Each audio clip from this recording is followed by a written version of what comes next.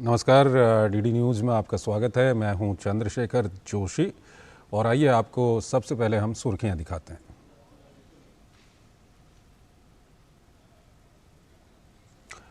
तो प्रधानमंत्री ने तेलंगाना के महबूबाबाद और करीमनगर में चुनावी रैली की है। प्रधानमंत्री ने तेलंगाना के महबूबाबाद और करीमनगर में चुनावी रैली में कांग्रेस केसीआर सरकार पर राज्य को बर्बाद करने का लगाया आरोप। वहीं मल्लिकार्जुन खड़गे और प्रियंका गांधी समेत केसीआर और ओवैसी भी चुनाव प्रचार में जुटे।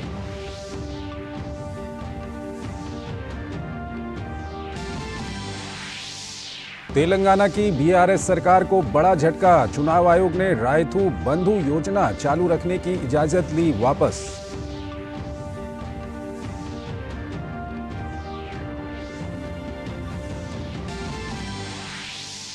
प्रधानमंत्री ने की तिरुमाला में श्री वेंकटेश्वर स्वामी मंदिर में पूजा अर्चना। देशवासियों के अच्छे स्वास्थ्य, कल्याण और समृद्धि के लिए की प्रार्थना। हैदराबाद में अमीरपेट गुरुद्वारे में भी टेकेंगे मत्था, साथ ही कोटि दीपोत्सव में भी होंगे शामिल।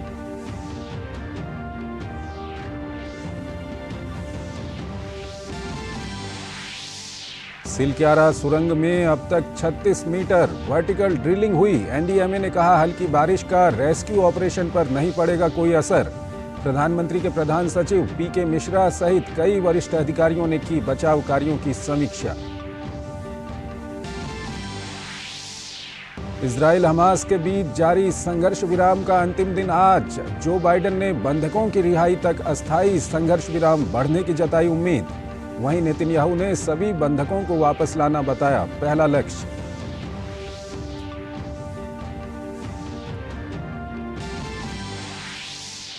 और कार्तिक पूर्णिमा पर श्रद्धालु लगा रहे हैं आस्था की डुबकी। वहीं देव दीपावली पर आज 12 लाख दीपों से रोशन होंगे काशी के घाट।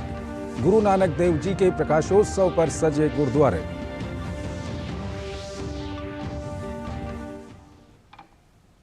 और आइए सबसे पहले आपको दिखाते हैं चुनावी खबरें।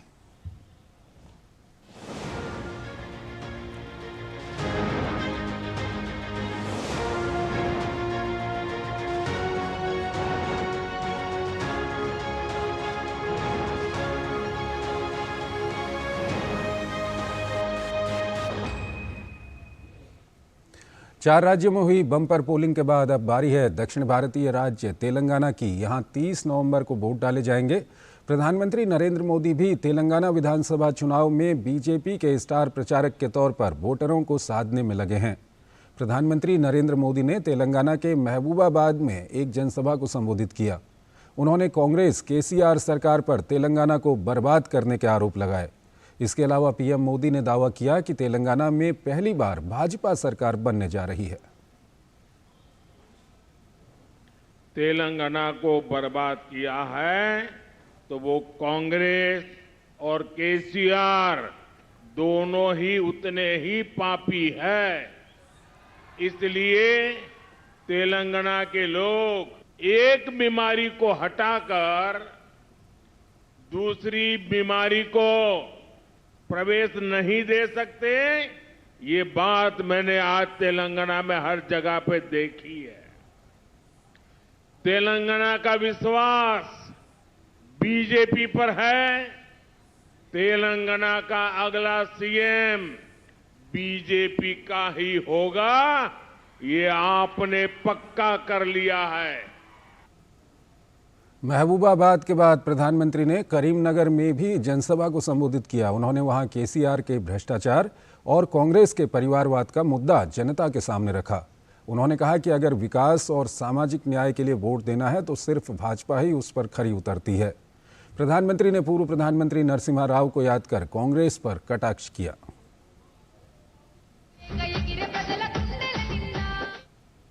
देश को पीवी नरसिम्हा राव जी के रूप में एक प्रधानमंत्री दिए, लेकिन कांग्रेस के शाही परिवार उनको पसंद नहीं आया और उनका कदम कदम पर अपमान किया। यही नहीं, राव साहब के निधन के बाद भी सरेआम कांग्रेस के शाही परिवार ने नरसिम्हा राव जी का अपमान करने का एक भी मौका जाने नहीं दिया। ये परिवारवादी सिर्फ और सिर्फ अपने ही बच्चों की सोचते हैं, आपके बच्चों की उनको चिंता नहीं है। प्रधानमंत्री ने केसीआर पर कटाक्ष करते हुए उन्हें अंधविश्वासी और फार्म हाउस मुख्यमंत्री करार दिया। उन्होंने जनता से अपील की कि अगर भ्रष्टाचार और लूट से मुक्ति पानी है तो भाजपा सरकार का गठन करना ही होगा। क्या आप लोगों ने तेलंगाना इसलिए बनाया था कि केसीआर अपने नाते रिश्तेदारों को भ्रष्टाचार की खुली छूट दे सके?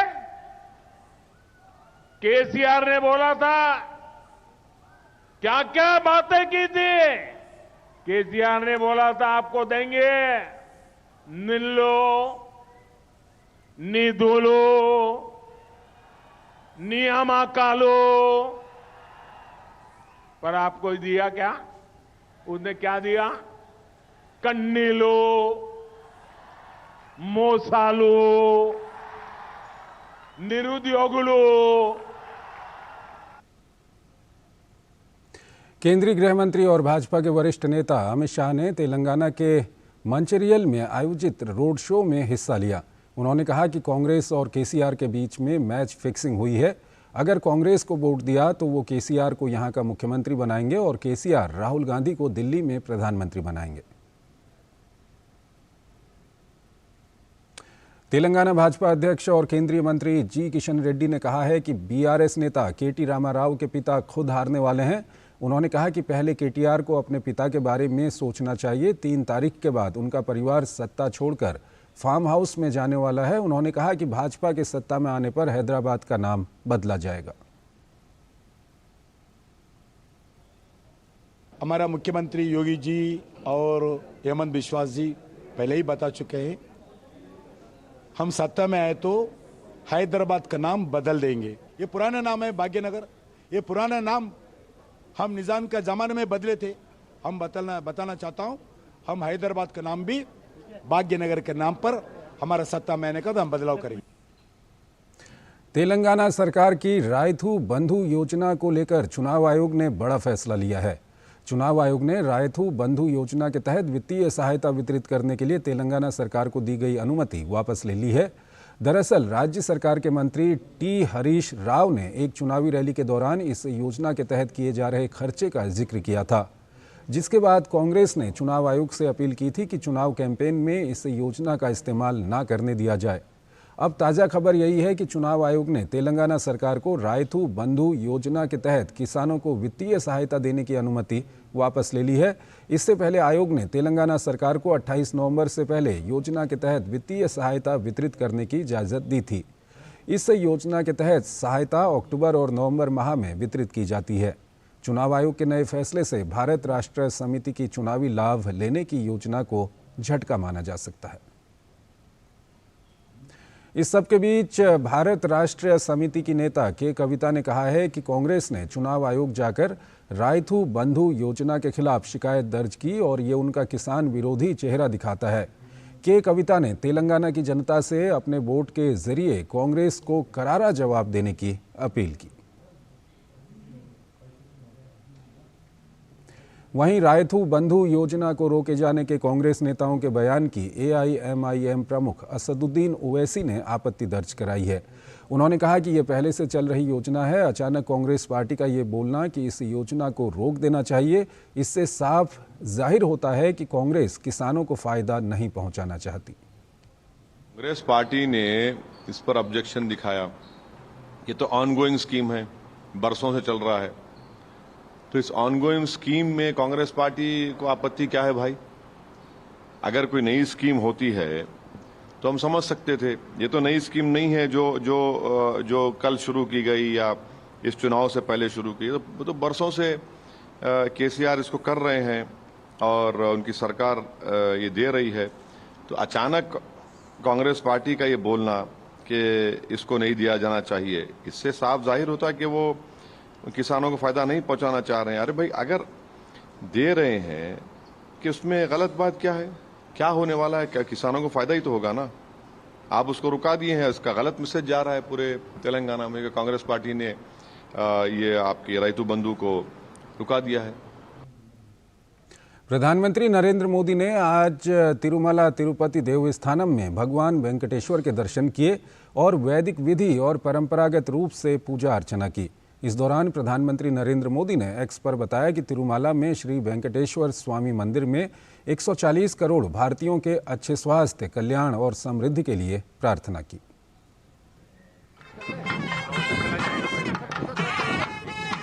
विश्व विख्यात तिरुपति बालाजी मंदिर सनातन से संस्कृति का अत्यंत श्रद्धा का केंद्र है।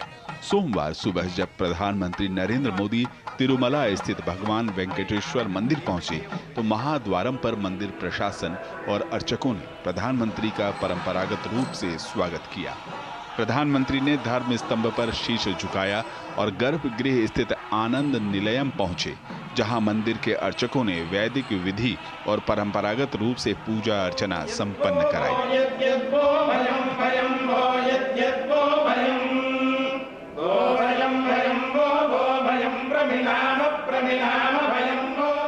गर्भगृह में पूजा कर प्रधानमंत्री रंग मंडपम पहुंचे, जहां मंदिर प्रशासन ने वैदिक मंत्रोच्चार के साथ प्रधानमंत्री का अभिवादन किया।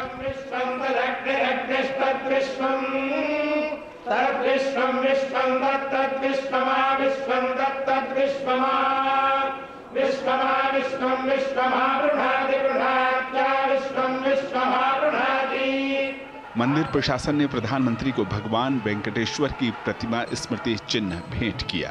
प्रधानमंत्री की यात्रा से यहां आए श्रद्धालुओं में जबरदस्त उत्साह दिखा। तिरुपति को आके वो बालाजी का दर्शन कर लिए, हमारे को भी मोदी का दर्शन हो गया और बालाजी का भी दर्शन हो गया।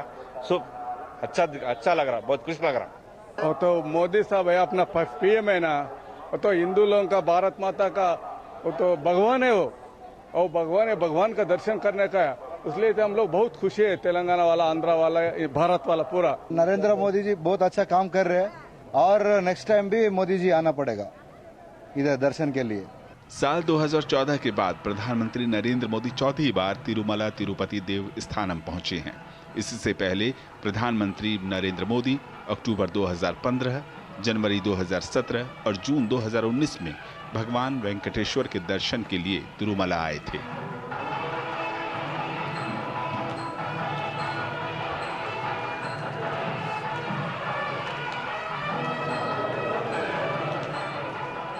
भगवान श्रीमद नारायण के इस धाम में आकर दरिद्र नारायण की सेवा का भाव, अंत्योदय का भाव, राष्ट्र निर्माण का भाव, राष्ट्र सेवा का भाव, शोषित, वंचित और पीड़ितों के कल्याण का भाव और प्रगाढ़ होता है। कैमरा पर्सन YK लोकनाथ के साथ अश्विनी कुमार मिश्र, DD न्यूज, तिरुपति तिरुमला देवस्थानम। दिल्ली जल बोर्ड के ठेकों में अनियमितता सामने आने के बाद भाजपा ने मुख्यमंत्री अरविंद केजरीवाल पर निशाना साधा है। भाजपा प्रवक्ता गौरव भाटिया ने उन्हें कट्टर बेईमान बताते हुए कहा कि अरविंद केजरीवाल की गारंटी है कि अगर कोई सरकारी काम आएगा तो उसमें भ्रष्टाचार शामिल होगा। भ्रष्टाचार का कोई पर्याय है, बेईमानी और घोटाले के लिए कोई जाना जाएगा, लूट खसोट का कोई एक्सपर्ट और कमीशन खोरी में माहिर कोई है तो वो केवल और केवल कट्टर बेईमान पापी आपके कन्वीनर अरविंद केजरीवाल। किसी विभाग में कोई सरकारी काम होगा तो दौड़ा दौड़ा एक राजनीतिक व्यक्ति कट्टर बेईमान अरविंद केजरीवाल आएगा और कहेगा मेरी कमीशन का क्या, आया हूं तो कुछ तो लेके जाऊंगा। भाजपा प्रवक्ता ने दिल्ली सरकार के घोटाले गिनाते हुए बताया कि प्रदेश अध्यक्ष वीरेंद्र सचदेवा ने उपराज्यपाल को अरविंद केजरीवाल सरकार के घोटाले को लेकर पत्र लिखा है। चिंताजनक है, बहुत ही महत्वपूर्ण बिंदु है। शराब घोटाला अरविंद केजरीवाल, दिल्ली के लिए बस लानी थी, घोटाला हो गया अरविंद केजरीवाल। बच्चों को क्लासरूम देने थे, टॉयलेट्स को क्लासरूम बताते हैं, क्लासरूम घोटाला कर डालते हैं। जो अपने परिवार की कसम लेके कहते हैं कि मैं बड़ा बंगला सरकारी नहीं लूंगा, शीश महल घोटाला कर देते हैं। और आज दिल्ली जल बोर्ड घोटाला हो गया।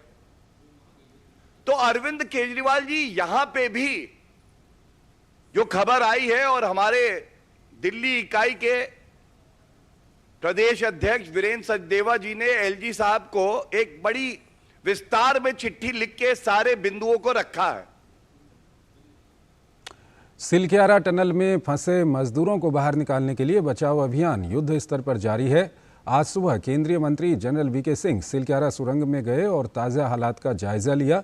वहीं प्रधानमंत्री के प्रधान सचिव पीके मिश्रा, केंद्रीय गृह सचिव अजय भल्ला और उत्तराखंड के मुख्य सचिव सुखबीर सिंह संधू ने भी सिलक्यारा टनल में राहत और बचाव कार्यों की समीक्षा की। उत्तरकाशी के सिलक्यारा टनल में रेस्क्यू ऑपरेशन जारी है। नई दिल्ली में राष्ट्रीय आपदा प्रबंधन प्राधिकरण की ओर से आज ऑपरेशन के बारे में ताज़ा जानकारी दी गई, जिसमें एनडीएमए ने बताया कि मजदूरों की सुरक्षा पर खासा ध्यान दिया जा रहा है। इस बीच हल्की बारिश की भी संभावना है, लेकिन रेस्क्यू ऑपरेशन पर इसका कोई असर नहीं पड़ेगा। सेफ्टी के ऊपर बहुत ज्यादा अभी भी फोकस किया जा रहा है। इक्विपमेंट जो भी जरूरत है उसके मुताबिक, हुक्म के मुताबिक लाया जा रहा है।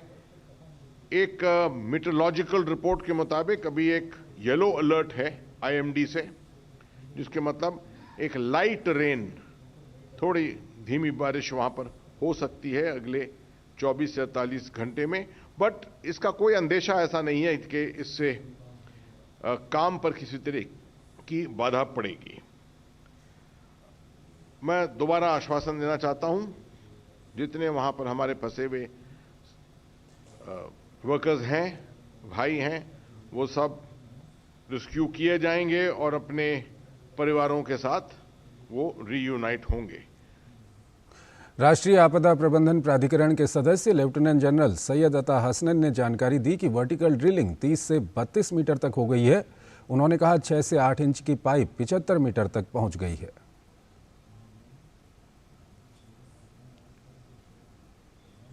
रैट माइनर्स और जो बाकी टेक्निकल लोग हैं वहां पर, वो एक साथ एकजुट होकर दो की टोली में अंदर जाकर और धीरे धीरे आगे बढ़ेंगे। तो 15 मीटर कल शाम को हासिल हो गया था वर्टिकल ड्रिलिंग में।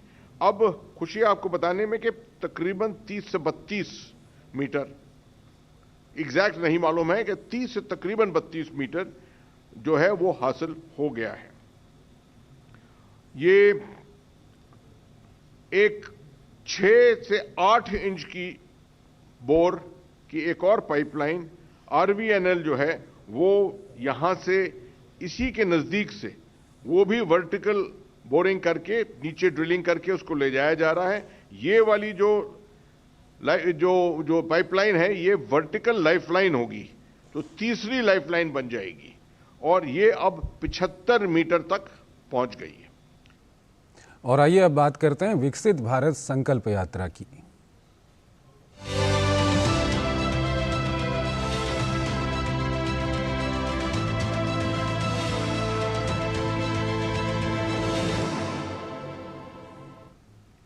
सरकार की योजनाओं के बारे में लोगों को जागरूक करने और उन्हें सशक्त बनाने के उद्देश्य से विकसित भारत संकल्प यात्रा कार्यक्रम का आयोजन सांबा के ग्रामीण इलाकों में किया गया। यह अभियान बाड़ी, ब्राह्मणा, सांबा और रामगढ़ ब्लॉक की 6 पंचायतों में शुरू हुआ। उपायुक्त अभिषेक शर्मा ने बाड़ी ब्राह्मणा की पंचायत पल्ली में IEEC वैन को हरी झंडी दिखाकर रवाना किया। कार्यक्रम में स्कूली बच्चों ने सांस्कृतिक प्रस्तुतियां दी। वृत्त चित्र के माध्यम से केंद्र सरकार की कल्याणकारी योजनाओं की जानकारी दी गई। विकसित भारत संकल्प यात्रा के उद्घाटन कार्यक्रम में विभिन्न सेवाओं का लाभ उठाने के लिए विशेष शिविर का आयोजन किया गया। लोगों के स्वास्थ्य की जांच की गई। इसके अलावा लाभार्थियों ने खुद सफलता की कहानी सुनाई। विकसित भारत संकल्प यात्रा समावेशी विकास की दिशा में एक सार्थक पहल है। इसका मकसद देश के कोने कोने में समाज के सभी वर्गों तक कल्याणकारी योजनाओं का लाभ पहुंचाना है। उधमपुर जिला प्रशासन ने रहम्बल खरीतर पंचायत के पंचायत घर में कार्यक्रम का आयोजन किया। कार्यक्रम में सरकार की योजनाओं के बारे में जानकारी दी गई और हमारा संकल्प विकसित भारत की शपथ भी दिलाई गई। कई लाभार्थियों ने अपने अनुभव साझा किए। विकसित भारत गवर्नमेंट की फ्लैगशिप एक स्कीम है, उसके तहत आज का प्रोग्राम रखा गया और सारे डिपार्टमेंट्स, ऑनलाइन डिपार्टमेंट जो 21 डिपार्टमेंट आरडीडी और पंचायत के साथ एसोसिएटेड है, सभी ने बढ़ चढ़ के पार्टिसिपेट किया है। पंचायत एक बिल्डिंग ब्लॉक है पूरी डेमोक्रेसी की और डेवलपमेंट की। जब पंचायत उसमें आगे आएगी, लोग आगे आएंगे, हमारा भारत जो है वो विकसित होने से कोई भी चीज़ उसको पीछे नहीं रख सकती। मकान कच्चा था, मुझे PMRY के पैसे मिले जिससे मैंने प्लेंथ 12 दीवारें कर दिया। मेरा मकान पहले कच्चा था, अभी पक्का बनाया। मैं प्रधानमंत्री जी का आधे दिल से धन्यवाद करता हूं कि उन्होंने गरीबों के बारे में हर समस्या का हल ढूंढा है और हर गरीब को पक्का मकान मिला है और ये पंचायत के थ्रू हमारा मकान बना है। यूपी के मऊ जिले में विकसित भारत संकल्प यात्रा का शुभारंभ किया गया। सरकार द्वारा संचालित प्रमुख योजनाओं का लाभ पात्रों तक पहुंचाने और उसके प्रति लोगों को जागरूक करने के उद्देश्य से प्रचार वाहन को मुख्य विकास अधिकारी प्रशांत नागर ने हरी झंडी दिखाकर रवाना किया। गौरतलब है कि जनपद में कुल 9 विकासखंड हैं। इसमें प्रथम चरण में 5 विकासखंड एवं द्वितीय चरण में 4 विकासखंड में विभिन्न जागरूकता कार्यक्रम चलाए जाएंगे। विकासखंड परदहा के ग्राम कासिमपुर एवं बैजापुर और अन्य स्थानों पर भी कार्यक्रमों का आयोजन कर प्रचार वाहन द्वारा लोगों को योजनाओं की जानकारी दी गई। इस अवसर पर बाल विकास एवं पुष्टाहार विभाग के लाभार्थियों द्वारा सरकार द्वारा चलाई जा रही योजनाओं की सराहना की गई। देश भर में कार्तिक पूर्णिमा के अवसर पर पूजा अर्चना की जा रही है। श्रद्धालु आज सुबह से ही वाराणसी और हरिद्वार समेत देश भर की पवित्र नदियों में स्नान कर रहे हैं। आज के दिन इसका खासा महत्व है। सभी जगह प्रशासन की ओर से श्रद्धालुओं के लिए खास इंतजाम भी किए गए हैं। वाराणसी में कार्तिक पूर्णिमा के अवसर पर आयोजित गंगा आरती और देव दीपावली के 70 से अधिक देशों के राजदूत और राजनयिक भी साक्षी हैं। उन्होंने वहां पर आयोजित सांस्कृतिक कार्यक्रमों का लुत्फ उठाया।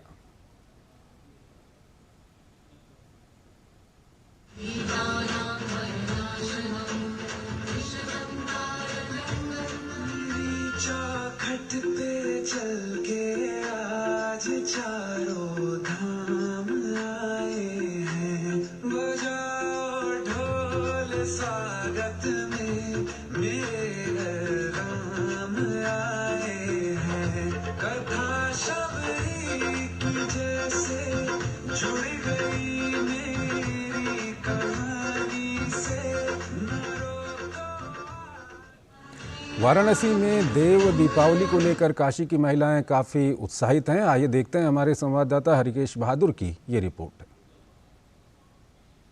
काशी में देव दिवाली अपने आप में अद्भुत तो होती ही है और इसके लिए चाहे राज्य सरकार चाहे जिला प्रशासन अपनी तैयारियां कर चुका है, जबकि जो काशी की महिलाएं हैं उनमें काफ़ी उत्साह है और वो अपने तरीके से इस बार तैयारियां कर रही हैं।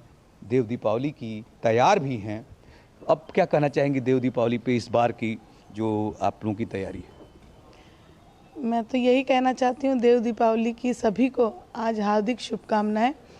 और जिस प्रकार हम मनाते थे पहले अपने घरों में बाहर, परंतु जब से आदरणीय प्रधानमंत्री मोदी जी आए हैं उनके नेतृत्व में काशी की छवि एक निराली और सुंदर और भव्य प्रकार की नज़र आ रही है। और यहाँ पे आप जान सकते हैं कि 70 देशों से अतिथि देवो भव की संख्या चल रही है। इतना सुंदर, इतना भव्य और एक एक घाट दुल्हन की तरह सजा हुआ है। मैं यहाँ पे प्रत्यक्ष देख रही हूँ, आप सभी लोग अपने टीवी में न्यूज़ में देख सकते हैं। आनंद प्रभा जी हैं जो महिला संगठन से जुड़ी हुई हैं। आप लोगों की देव दिवाली पे क्या तैयारी है? हम लोग जो है देव दीपावली पे अपनी दुर्गा घाट पर, वहाँ हमारा विश्व मंगल सभा का कार्यालय है और महिला सशक्तिकरण इस थीम को लेकर के विशेष सजावट कर रहे हैं और अपनी वैदिक ऋषिकाओं के फोटोज़ वगैरह लगा करके, ताकि जो हमारी नई पीढ़ी है वो हमारी इस सनातन परंपरा को जाने कि हम प्राचीन काल से ही हमारी महिलाएं सशक्त हैं और समाज को संदेश देने में सक्षम हैं। ये महिलाओं के लिए विशेष होगा, चूँकि प्रधानमंत्री का संसदीय क्षेत्र है।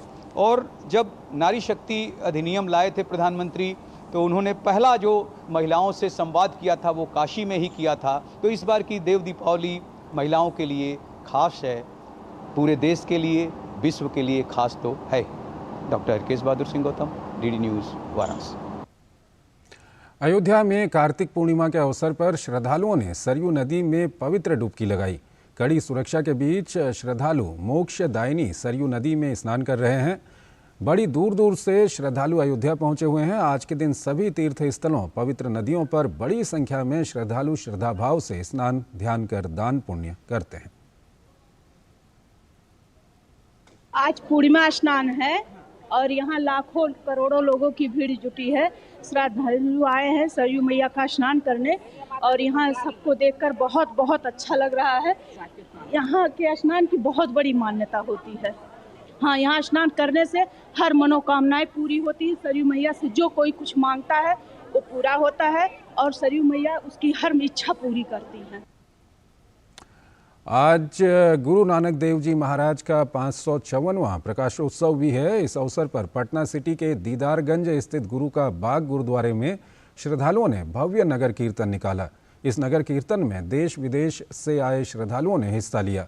साथ ही पटना में विभिन्न गंगा घाटों पर श्रद्धालु आस्था की डुबकी लगाकर पूजा अर्चना और दान पुण्य भी कर रहे हैं। प्रशासन ने श्रद्धालुओं की सुविधा के लिए विशेष इंतजाम किए हैं। एनडीआरएफ की टीम गंगा घाटों पर निगरानी रख रही है। दिल्ली में वायु गुणवत्ता सूचकांक गंभीर की श्रेणी में दर्ज किया गया है। लगातार बढ़ता प्रदूषण चिंता का विषय बन गया है। दिल्ली के कई इलाकों में AQI 400 के पार दर्ज किया गया है। प्रदूषण की वजह से दृश्यता भी काफ़ी घट गई है। बढ़ते प्रदूषण की वजह से लोगों को स्वास्थ्य संबंधित दिक्कतों का सामना करना पड़ रहा है। गुजरात में बेमौसम बरसात के दौरान बिजली गिरने की घटनाओं में 20 लोगों की मौत हो गई है। घटना पर गृह मंत्री अमित शाह ने दुख जताया है। उन्होंने कहा कि स्थानीय प्रशासन राहत बचाव कार्यों में लगा हुआ है। राज्य के आपात अभियान केंद्र के अधिकारी ने बताया कि गुजरात के अलग अलग क्षेत्रों में बिजली गिरने की घटनाएं दर्ज हुई हैं। इनमें कई लोगों की मौत हुई है। जानकारी के मुताबिक फसलों के नुकसान के अलावा सौराष्ट्र के मोरबी जिले में सेरेमिक उद्योग को भी काफ़ी नुकसान हुआ है, क्योंकि यहाँ तेज़ बारिश की वजह से फैक्ट्रियों को बंद कर दिया गया। तमिलनाडु के कई जिलों में भारी बारिश हो रही है। भारी बारिश के चलते अधिकारियों को चेन्नई, चेंगलपट्टू, तिरुवल्लूर और कांचीपुरम के सभी स्कूलों में छुट्टी घोषित करनी पड़ी। चेन्नई क्षेत्रीय मौसम विज्ञान केंद्र RMC ने कहा कि चेन्नई, चेंगलपट्टू, तिरुवल्लूर समेत कई तटीय इलाकों में झमाझम बारिश हुई है। लगातार हो रही बारिश के चलते यातायात प्रभावित हो रहा है। मध्य प्रदेश के भी कई इलाकों में भारी बारिश की संभावना जताई जा रही है। मौसम वैज्ञानिक अशफाक हुसैन ने मध्य प्रदेश के कई स्थानों पर पश्चिमी विक्षोभ के सक्रिय होने की वजह से भारी बारिश की चेतावनी दी है। उन्होंने बताया कि कुछ जिलों में भारी बारिश की संभावना को लेकर अलर्ट भी जारी किया गया है। प्रदेश में वर्षा दर्ज की गई है और बहुत जगहों में भारी वर्षा दर्ज की गई है। अगर हम वर्षा के आंकड़े देखें तो यहाँ पर जो अभी जो आए हैं तो अलीराजपुर में आपके 5 जगह भारी वर्षा दर्ज की गई है, बड़वानी में 9 जगह में और झाबुआ में 3 जगह में और खरगोन में 6 जगह में भारी वर्षा दर्ज की गई है। और सबसे अधिक जो है झाबुआ में 110.3 मिलीमीटर वर्षा दर्ज की गई है। बाकी आपके इंदौर में 5 सेंटीमीटर वर्षा दर्ज की गई। भोपाल, रतलाम और नर्मदापुरम और शाजापुर यहाँ पे भी वर्षा दर्ज की गई है। और पूरी मध्य प्रदेश में कहीं कहीं वर्षा दर्ज की गई। छिंदवाड़ा में 3 मिलीमीटर, सागर में 1 मिलीमीटर। तो ये जो अभी सिस्टम जो है अभी जो पश्चिम से पूर्व तरफ मूव हो रहा है, तो आज हम उम्मीद कर रहे हैं कि आज पूरी मध्य प्रदेश में भी ये वर्षा का दौर जारी रहेगा और हल्की से मध्यम वर्षा, कहीं कहीं भारी वर्षा होने की उम्मीद बनी हुई है। वैश्विक सिनेमा के सबसे बड़े नामों में शुमार अभिनेता और निर्माता माइकल डगलस भारतीय अंतर्राष्ट्रीय फिल्म महोत्सव में पहुंचे। साथ में सुप्रसिद्ध अभिनेत्री कैथरीन जेटा जोन्स भी पहुंची। इफ्फी के मंच पर पहुंची। इफ्फी के 54वें संस्करण में माइकल डगलस को सत्यजीत रे लाइफ टाइम अचीवमेंट पुरस्कार से नवाजा जाएगा। This is my first time in southern India, my first time in Goa. I'm having a crash history course, knowing how difficult, 54th year, pardon me. Yeah, right. And it's, you know, it's very hard to make a film festival a big success. So I think it's a good time for that. And the fact that it's an international festival, you're bringing movies from all over the world. You had 78 different countries represented here. is spectacular. So we are working on an Indian film project. Yes, Shalindra and I have been working on a film project. It's not ready yet. Working on the script. Yes. Thank you. My pleasure. My pleasure. Thank you. I'm feeling very good. I'm just so happy to be back in India. I've had the privilege of being here a few times. I always get so excited and feel like I'm coming home in a way. And I'm so honoured for my husband to be, having such a great award. He adores India and adores Indian filmmakers. And so for him to have this prestigious award honoured to him is just really, really special for us, our family. अंतर्राष्ट्रीय व्यापार मेले का आज आखिरी दिन है। काफ़ी संख्या में लोग मेला देखने पहुंच रहे हैं। इसका जायजा लिया हमारे संवाददाता गिरीश निशाना ने। भारत अंतर्राष्ट्रीय व्यापार मेला अपने अंतिम पड़ाव में पहुंच चुका है। किस तरह का रहा है 14 दिवसीय मेला, इस पर ज़्यादा बात करने के लिए हमारे साथ मौजूद हैं ITPO के OSD कर्नल पुष्पम कुमार साहब। सर, किस तरह का रहा है मेला कुल मिलाकर? जी, यह मेला जो है 42वां हमारा अंतर्राष्ट्रीय ट्रेड फेयर जो रहा है वो अपने आप में एक अभूतपूर्व तौर पे सफल रहा है। नए कीर्तिमान हासिल किए हमने, कई नई चीज़ें हमने लोगों के लिए इंट्रोड्यूस की और कई पुराने रिकॉर्ड भी हमने तोड़े। कुल कितने लोगों ने सर इस मेले का अवलोकन किया अभी तक की बात की जाए तो? जी, लगभग 8 से 10 लाख लोग इस मेले का आनंद लिए हैं अभी तक के लिए। रविवार को ही खाली कितने लोग पहुंचे, क्योंकि आखिरी रविवार था मेले का? जी, रविवार को हमने 1.5 लाख से ज़्यादा लोग यहाँ पे पहुँचे और इसमें सबसे बड़ी बात ये थी कि जो नया भारत मंडपम है हमारा, हम 1.5 लाख लोगों को भी वही सुविधा दे पाए जो कि हम आम दिन के दौरान भी देते हैं। मेला इस बार कुल किस तरह से रहा है? बहुत ही बढ़िया रहा है, क्योंकि इनका एक तो इंफ्रास्ट्रक्चर बहुत बढ़िया बना है। लोग इंफ्रास्ट्रक्चर देखने आए हैं और जो भीड़ आई है तादाद के अंदर, उसकी आप पूछिए मत। हमने देखा कि लोग ना सिर्फ इन प्रोडक्ट्स को पसंद कर रहे हैं, इनको खरीद भी रहे हैं। तो बम्पर सेल रही है, लगातार काउंटर चलते रहे। बहुत सारे नए कस्टमर मिले, बहुत सारे पुराने कस्टमर थे और जैसे जनरल देखा जाए तो ये मेला हर एक वर्ग को बढ़ाने के लिए है। काफ़ी संख्या में दर्शक भी पहुंच रहे हैं। बात करते हैं, सर कैसा रहा है मेला? बहुत बढ़िया, मज़ा आ गया, देखते ही मन खुश हो गया हमारा। नई नई चीज़ें हैं यहाँ पर। हर साल यहाँ हम आते हैं और हमेशा कंपैरिजन तो होता ही है, तो वी आर वेरी हैप्पी। बहुत अच्छा लगा, भीड़ बहुत है, अच्छा लग रहा है, खुश हो रहे हैं, सब चीज़ अच्छी मिल रही है। हाँ, बहुत पसंद आई ये चीज़ है। कितनी खरीदारी की आपने? अभी तो शुरुआत की है, अभी से अंत तक देखते हैं कितनी कर लेते हैं। पहले और अब में कितना अंतर देखने को मिलता है? नहीं, बहुत फर्क है, बहुत। मतलब पिछले साल आए थे तो कुछ नहीं था इतना, इस बार तो बहुत अच्छा, देखने को भी बाहर भी अच्छा लग रहा है और अंदर भी अच्छा लग रहा है। हमने भी बहुत सारी चीज़ें खरीदी, जैसे क्रॉकरी मम्मा ने खरीदा, और हमने बहुत सारे जैसे मिल्क शेक हो गए, हमारे मिल्क में डालने के लिए प्रोटीन शेक, एंड बहुत सारी चीज़ें हमने भी खरीदी है। इसमें काफ़ी चीज़ें तो बहुत अच्छी हैं। करीब 8 से 10 लाख लोग अभी तक मेले का अवलोकन कर चुके हैं और उम्मीद की जा रही है आखिरी दिन काफ़ी संख्या में लोग पहुँचेंगे भी। कैमरामैन आनंद कुमार के साथ गिरीश निशाना, DD news, Delhi. Artificial intelligence यानी कि AI और रोबोटिक्स क्षेत्र की न्यूयॉर्क की फर्म ब्रेन होल्डिंग्स भारतीय बाजार में रणनीतिक प्रवेश कर रही है। ब्रेन ने Exeto.ai का अधिग्रहण किया है, जो CXaaS customer service as a service क्षेत्र की प्रमुख भारतीय कंपनी है। भारत में ब्रेन के परिचालन के लिए ये रणनीतिक आधार के रूप में काम करेगी। इस अधिग्रहण से कंपनी ने अपने राजस्व में वृद्धि के साथ साथ सेवा क्षेत्र के रूप में ग्राहक अनुभव और कर्मचारी अनुभव में अपनी मौजूदगी मजबूत की है। शुरुआत में कृषि क्षेत्र पर ध्यान केंद्रित करने के बाद कंपनी ने अपने क्षेत्र की विशेषज्ञता का विस्तार करते हुए सेवा, फिनटेक और दूरसंचार उद्योग में ग्राहक अनुभव जैसे अन्य क्षेत्रों में विस्तार किया है। ब्रेन होल्डिंग्स के मुख्य कार्याधिकारी नटराज बालासुब्रमण्यम का कहना है कि हमें लगता है कि भारत इसके लिए बड़ा बाजार है।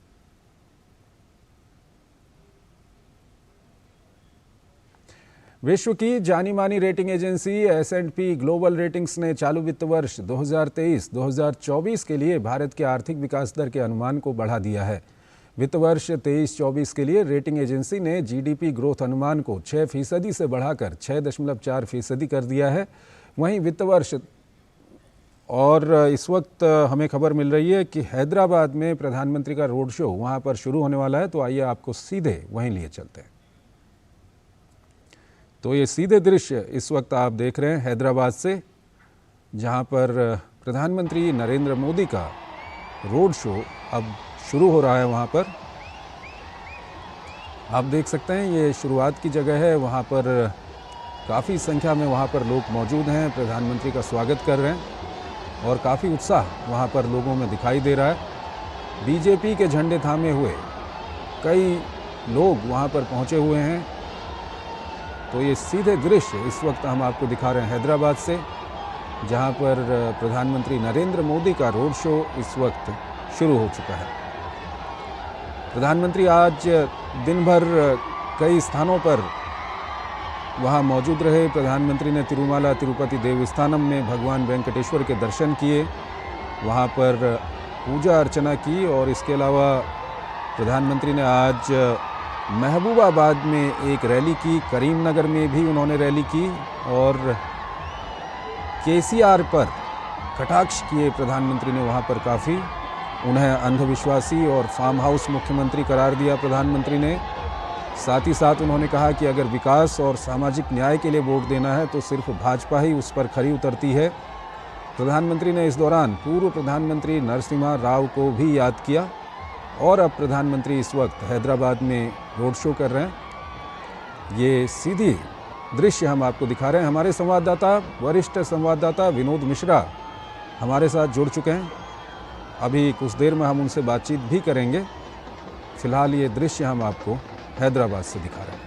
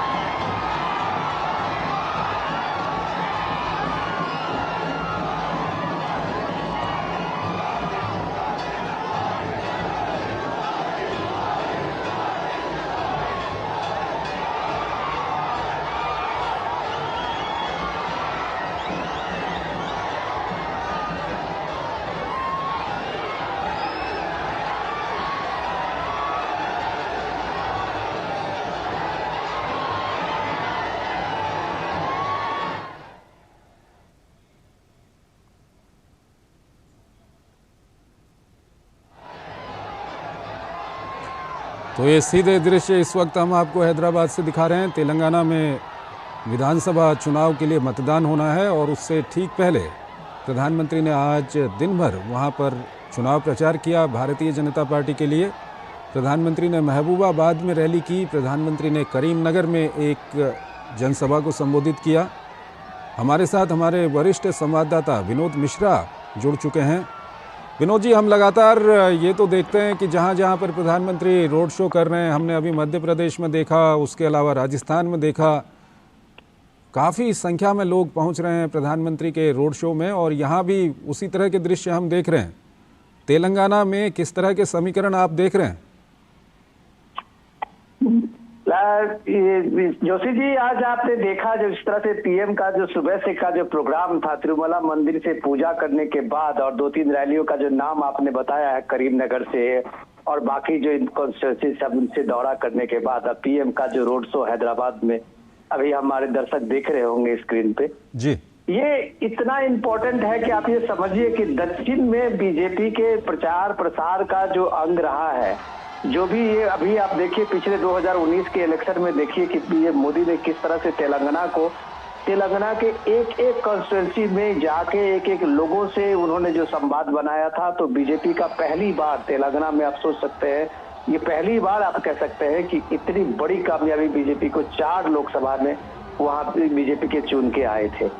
और तेलंगाना के पिछले चुनाव का आप 2018 में भी देखें तो पीएम मोदी ने जम के वहां पे इतना चुनाव प्रचार प्रसार के साथ साथ एक स्टार प्रचारक की भूमिका में अपने कंस्टिट्यूंसी के अपने उम्मीदवार को जिताने में कितना कामयाब हुए ये बात तो कहना है कि 4 सीटें उनको सिर्फ मिली लेकिन इस बार को जो चुनाव है, ये चुनाव इसलिए इम्पोर्टेंट है कि आप दो बार के जो अब बीआरएस का जो आप देखिए पार्टी का तेलंगाना राष्ट्रीय समिति जो अब बीआरएस हो गया है, उसके साथ में कांग्रेस का ये त्रिकोणीय मुकाबला है।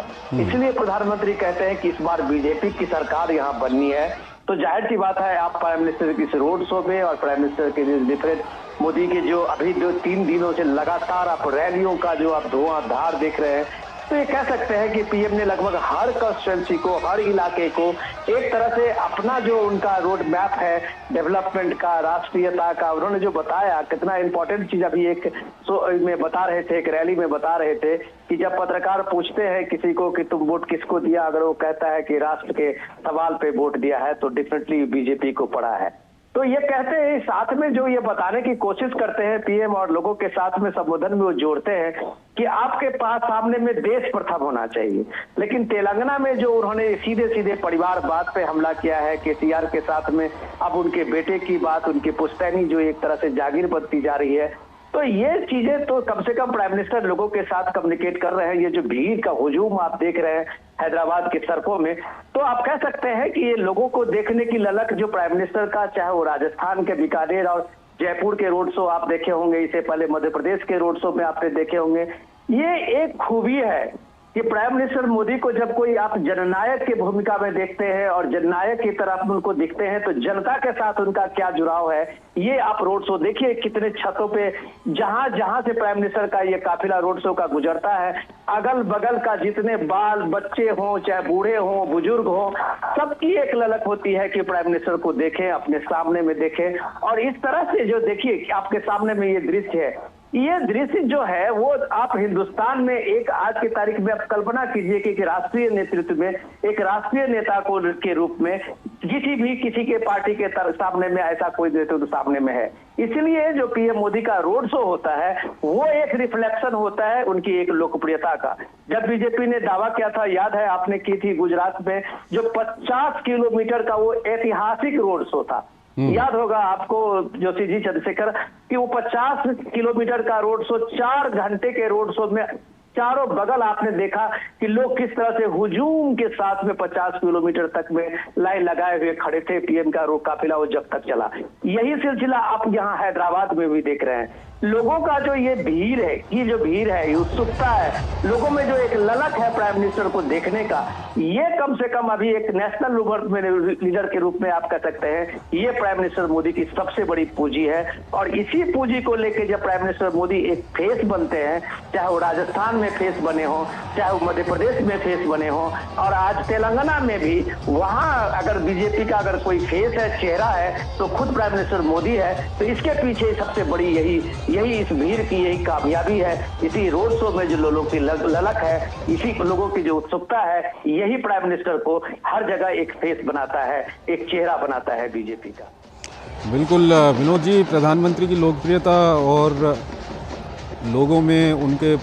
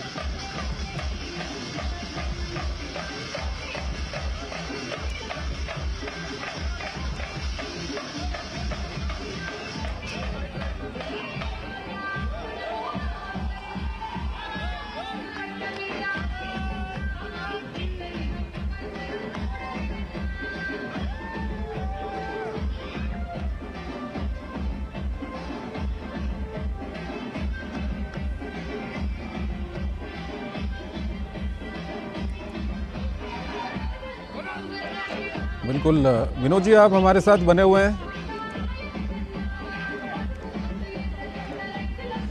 तो ये सीधे दृश्य आप देख रहे हैं इस वक्त हैदराबाद से, जहां पर प्रधानमंत्री नरेंद्र मोदी का इस वक्त रोड शो चल रहा है।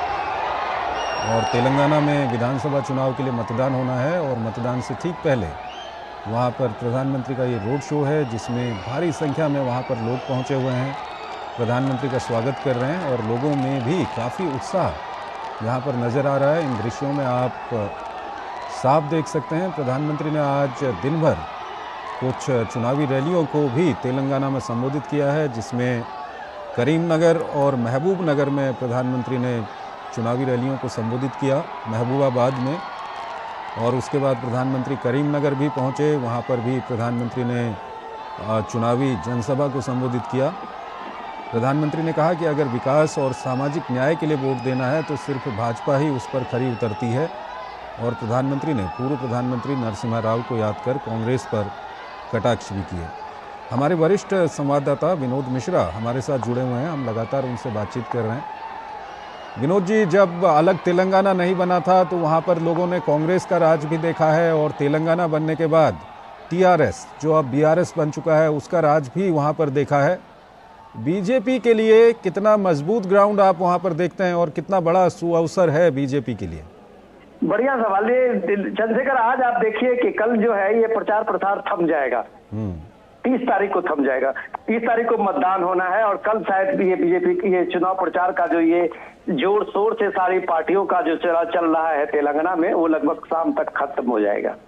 तो प्राइम मिनिस्टर का आज का रोड शो क्यों इम्पोर्टेंट है, ये भी समझने की जरूरत है कि आप ये देखिए अभी तक का जो वहां पे जितने भी आप इलेक्शन सर्वे देखे, जहां पे चुनाव प्रचार का आप तेवर देखे, तो लग रहा था कि जितना अभी केसीआर ने दम लगाया है सत्ता में हैट्रिक बनाने के लिए, कांग्रेस ने भी पूरे दमखम के साथ में 15 साल के बाद सत्ता में वापसी के लिए भी उसी तरह से दम लगाई हुई है।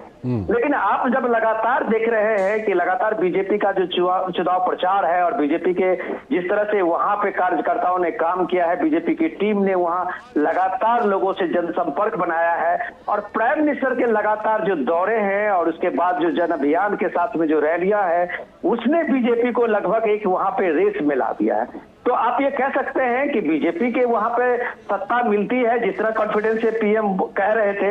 लेकिन मैं इतना तो बता सकता हूं कि जिस तरह का कर्नाटक, तमिलनाडु से दक्षिण के राज्यों में आप देखें तो तेलंगाना एक ऐसा राज्य जरूर बनने वाला है जहां बीजेपी एक स्थिति में तो जरूर होगी जो कांग्रेस और चाहे बीआरएस दोनों पार्टियों के सामने में बीजेपी एक बड़ी मुकाबले के साथ साथ एक विकल्प के सामने में होगी। तो ये रोड शो में जो भीड़ है, ये जन समर्थन और जन सैलाब जो आप देख रहे हैं लोगों का, ये जरूर बताता है कि कई सीटें ऐसी हैं जहां आप देखें कि लगातार बीजेपी के जितने स्टार प्रचारक हैं, चाहे वो अमित शाह हो, चाहे आप योगी आदित्यनाथ हो, चाहे जेपी नड्डा हो, या जितने और सीनियर लीडर हैं वहां, और उनका जो आप चुनाव की रैलियां देखें, कल आपने योगी जी का जो रोड शो देखा था, इतनी भीड़ और इतना क्राउड, तो आप कह सकते हैं कि बीजेपी ने तेलंगाना में धीरे धीरे अपनी पैठ बनाई है, और वो पैठ का सबसे बड़ा मकसद जो उनका है वो सीधे कांग्रेस के परिवारवाद पे हमला करते हैं,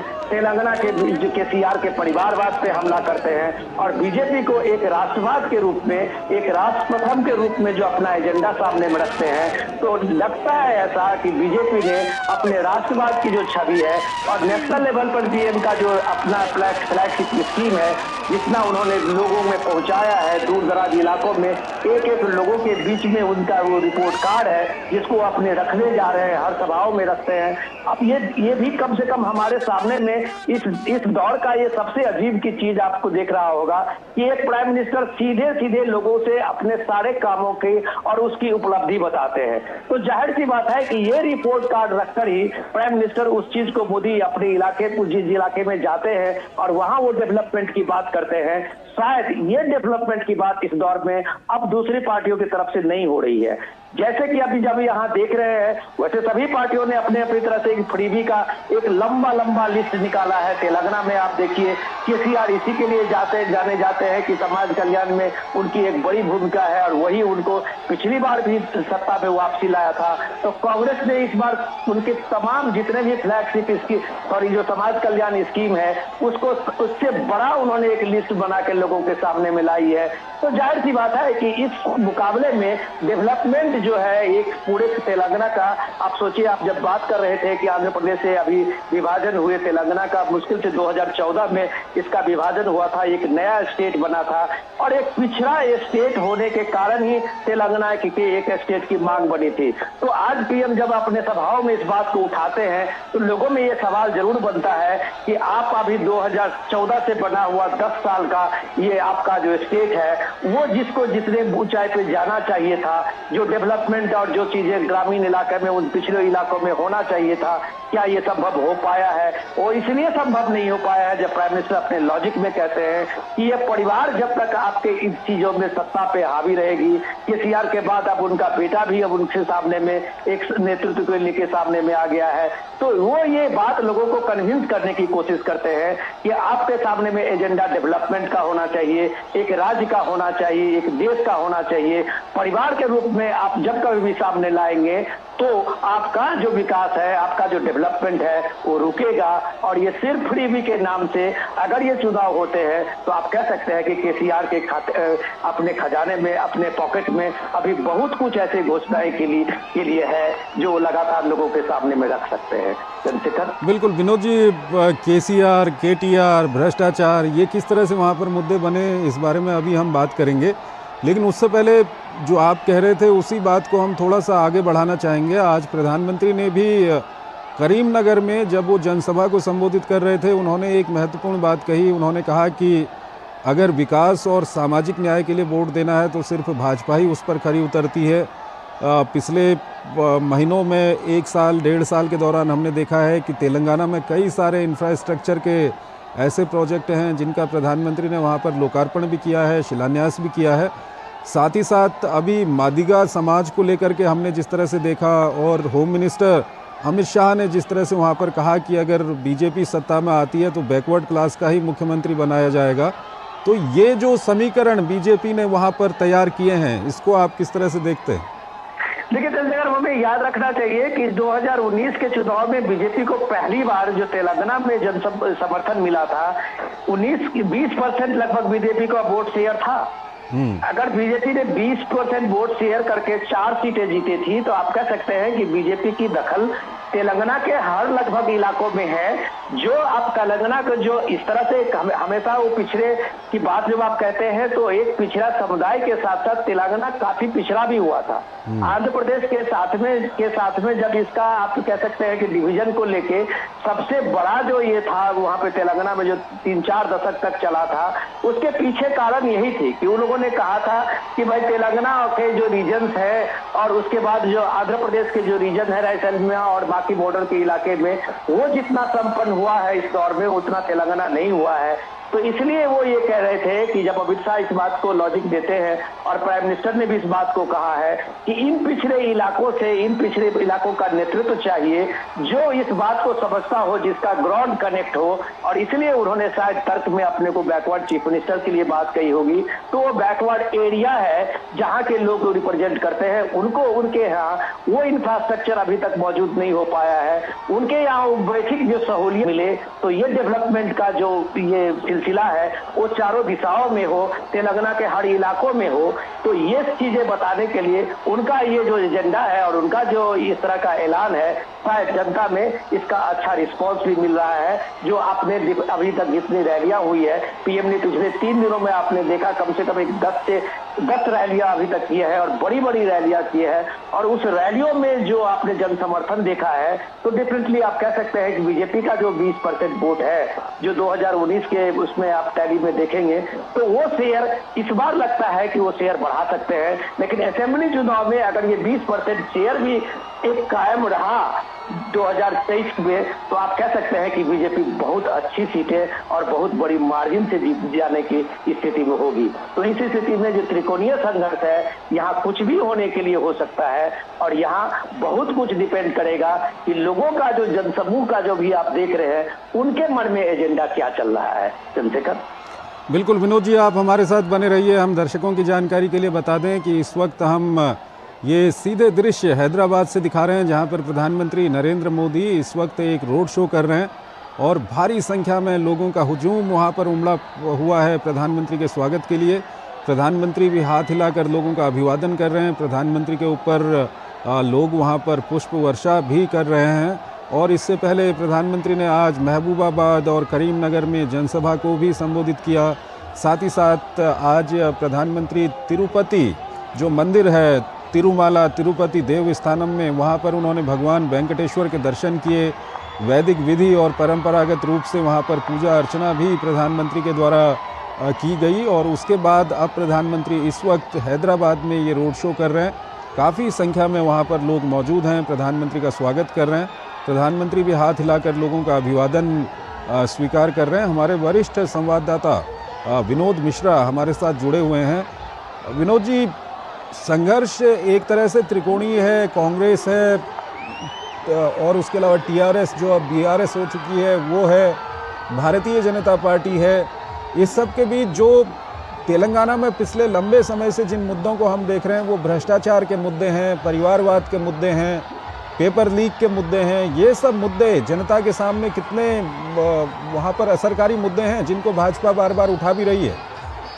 बिल्कुल आप कह सकते हैं। बिल्कुल सबसे बड़ी ट्रेजेडी तो ये है कि सारी पार्टियां, जैसे आप कह सकते हैं कि कांग्रेस ने जिस मुद्दे को जोर शोर से उठाया है कि अगर तेलंगाना में किसानों को लेके जो सबसे बड़ा उनका स्कीम है केसीआर का, अगर इसके बावजूद भी तेलंगाना में 8,000 का लगभग वो डाटा देते हैं कि इतने दिनों में इतने किसानों ने आत्महत्याएं की है, तो अगर किसानों की आत्महत्याएं तेलंगाना में हो रही है तो इसका मतलब सीधा सीधी कैसा कहा जा सकता है कि जो पैसा एक लाभार्थी को जाना चाहिए था, हितधारक को जाना चाहिए था एक्चुअल, वो नहीं जा रहा है। तो इसका मतलब है कि किसान को जिस बात को लेके आज भी आपने देखे कि चुनाव आयोग ने आज जो पैसा वो रिलीज करने वाले थे उनको बैन किया था। तो आप जब हर चीज को इलेक्शन से जोड़ेंगे जिसमें समाज कल्याण में आपकी भूमिका, जो सही मायने में हितधारक हो सकते हैं, सही मायने में जो लाभार्थी हो सकते हैं, वहां अगर पहुंचाने के बजाय आप अगर सिर्फ इसको इलेक्शन एजेंडा बनाएंगे तो डेफिनेटली आप पे इस तरह के चार्ज आएंगे। जो चार्ज तेलंगाना में दलित बंधु योजना के रूप में लगा हो या किसानों के आत्महत्या के रूप में लगा हो, पेपर लीक के मामले में लगा हो, कई बार तो पार्टी महालक्ष्मी योजना उनका बैंक खातों में जो जमा होता था पैसा, उस पे कई योजनाओं पे कांग्रेस का भी टारगेट है, बीजेपी भी टारगेट है। तो ये इस तरह की चीजें को देखते देखते जब हम देखते हैं कि अब आप आम आदमी पार्टी की सरकार का दिल्ली में जब आप देखते हैं कि यहाँ पे शराब घोटाला है, तो वहां भी ये जो साउथ कैंप है उसमें कैसे ये पैसा और किस तरह का डील पहुंचता है। तो इस तरह के बहुत सारे आरोप है। ये आरोप है, मैं इसलिए बार बार कहता हूं ये आरोप है। और ये आरोप इसलिए भी लगते रहते हैं जब आप इन चीजों को फेयरली जनता के सामने में काम करते हुए नहीं दिखते हैं, या जिसको जिन लोगों के पास में पहुंचना चाहिए था वो ट्रांसलेट नहीं हुआ है, तो इस तरह के आरोप लगते हैं। जब आप इन तरह के इंश्योर करते हैं, इसी तरह के फ्लैगशिप स्कीम अगर मोदी सरकार में है और ये 13-14 स्कीम में आप देखिए कि जो पैसा लोगों में जाना है अगर एक्चुअल उसके खाते में पहुंचता है, 12 करोड़ शौचालय बनने हैं तो 12 करोड़ शौचालय बने हैं। तो ये इस तरह की चीजें जैसे उज्ज्वला स्कीम देखिए या जितने भी स्कीम है, अगर वो स्कीम सीधे सीधे हितधारक जो है, जो लाभार्थी एक्चुअल है, उनके पास जाता है तो शायद करप्शन की ऐसी कोई चीजें खबर और इस तरह की बड़े एजेंडे शायद किसी विपक्ष की पार्टियों में नहीं है जो प्राइम मिनिस्टर के इतने फ्लैगशिप स्कीम के बारे में कुछ आरोप लेके आए और कुछ लेके आए। लेकिन जब ये तेलंगाना में आप देखते हैं इस तरह की चीजें आरोप लगती है या आरोप लगाए जाते हैं। थोड़ी देर आपको रोकना चाहेंगे, आप हमारे साथ बने रहिएगा क्योंकि हमारे साथ हमारे संवाददाता उर्मिलेश भट्ट भी हमारे साथ जुड़ चुके हैं। वो वहाँ पर ग्राउंड जीरो में वहाँ पर मौजूद हैं। उर्मिलेश, हम दृश्यों में देख रहे हैं कि काफ़ी उत्साह वहाँ पर लोगों में दिखाई दे रहा है। आप जहाँ पर मौजूद हैं, क्या कुछ लोगों की प्रतिक्रियाएं हैं, किस तरह का उत्साह है?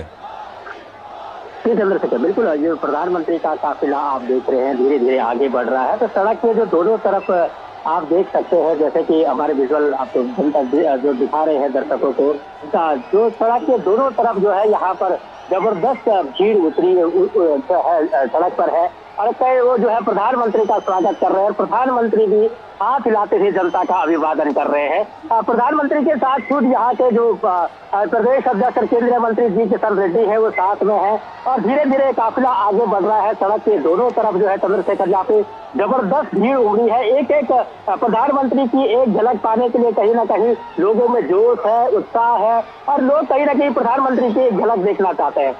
जैसा कि चंद्रशेखर आप भी जानते हैं कि इस समय तेलंगाना में चुनाव होने जा रहा है, और इस चुनाव में प्रधानमंत्री ने जिस तरीके से जनसभाएं की है, उन जनसभाओं में भी जो भीड़ उमड़ी है वो दिखाता है कहीं ना कहीं कि दक्षिण भारत में जिस तरीके से भारतीय जनता पार्टी ने जो पैठ बनाई है, जैसे कि हमारे जो सहयोगी हैं विनोद मिश्रा वो भी कह रहे थे कि पिछली बार जो विधानसभा चुनाव था उसमें 6% वोट था, लेकिन लोकसभा चुनाव में आते आते वो वोट जो है कन्वर्ट हुआ 20% में, और इस बार जो है कहीं ना कहीं भारतीय जनता पार्टी उसको जो है एक बड़े मार्जिन देने के चक्कर में है। और ये कह सकते हैं कि इस समय जो यहाँ पर त्रिकोणीय मुकाबला हुआ है, तो कहीं ना कहीं इस बात को दर्शाता है कि भारतीय जनता पार्टी ने तेलंगाना में एक मजबूत पैठ बनाई है। और ये जो है जो भीड़ जो सड़क के दोनों तरफ है, ये भीड़ जो है दर्शकों को दिखाती है, ये भीड़ जो है गवाह है तो कहीं ना कहीं भारतीय जनता पार्टी जो है इस समय इस त्रिकोणीय मुकाबले में आ रही है। प्रधानमंत्री लगातार यहाँ पर जो है अपने जनसभाएं कर रहे हैं, प्रधानमंत्री लगातार जो है यहाँ पर अपने रोड शो, जैसे कि आप देख रहे हैं कि एक लंबा रोड शो ये चल रहा है। दोनों तरफ लोगों में जो है जो उत्साह है, जो जुनून है प्रधानमंत्री की एक झलक देखने के लिए चंद्रशेखर,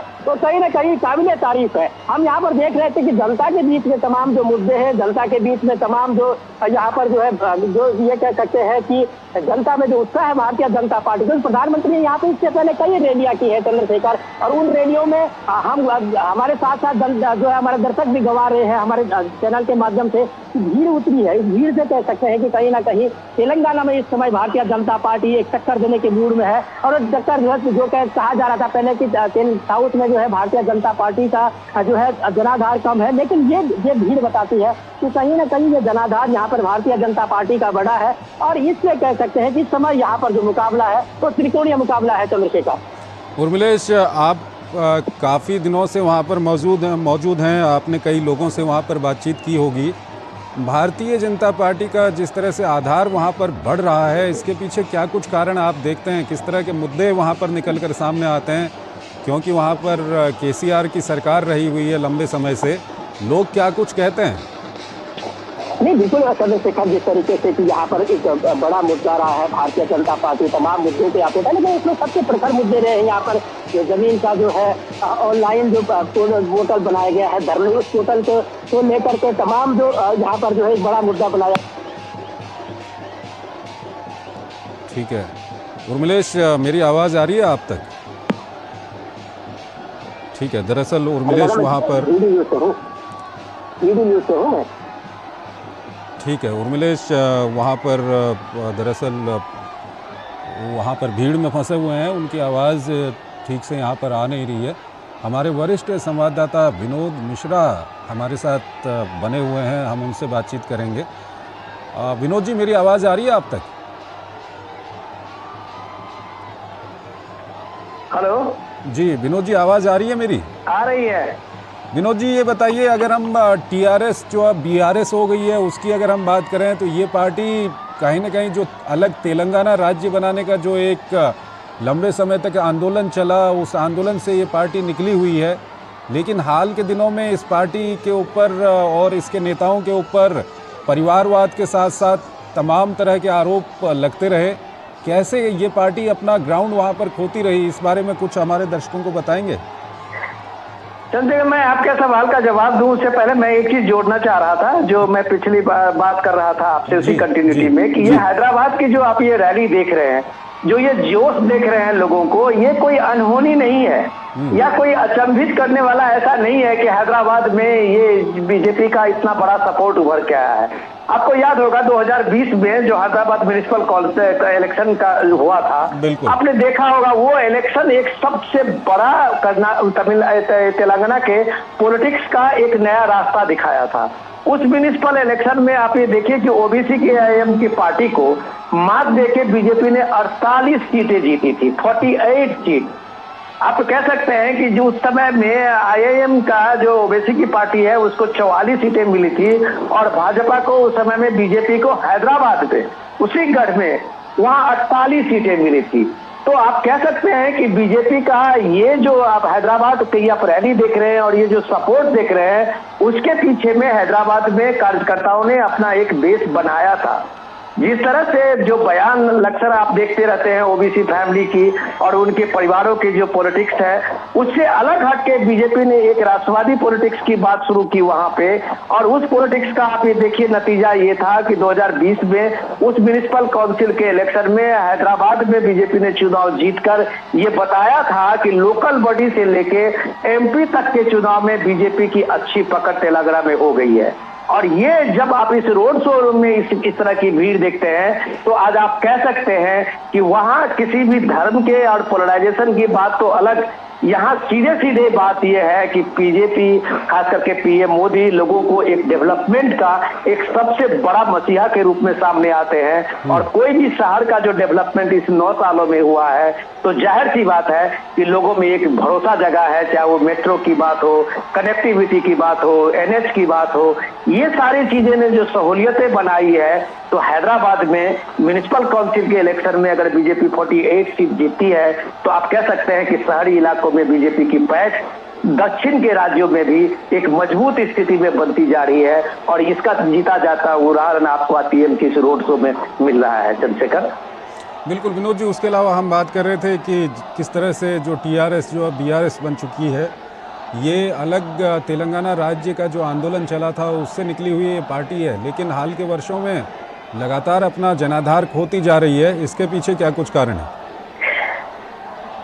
इसके लिए आपको मैं थोड़ा सा 1 मिनट और थोड़ा बैकग्राउंड में बताऊंगा कि आपने पिछले साल देखा होगा कि केसीआर ने जो बीआरएस बनाया था तो वो थर्ड फ्रंट बनाने के लिए सबसे पहला जो अगर किसी ने शुरू किया था पहल, तो वो पहल थी, उस पहल में केसीआर सबसे पहले थे।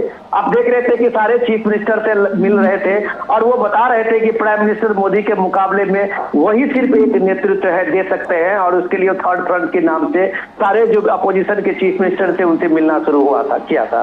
उसके बाद आप देखेंगे कि फिर ममता बनर्जी ने भी एक पहल वहां से पश्चिम बंगाल से शुरू किया और उसके बाद उन्होंने भी चीफ मिनिस्टर का दौरा शुरू किया था।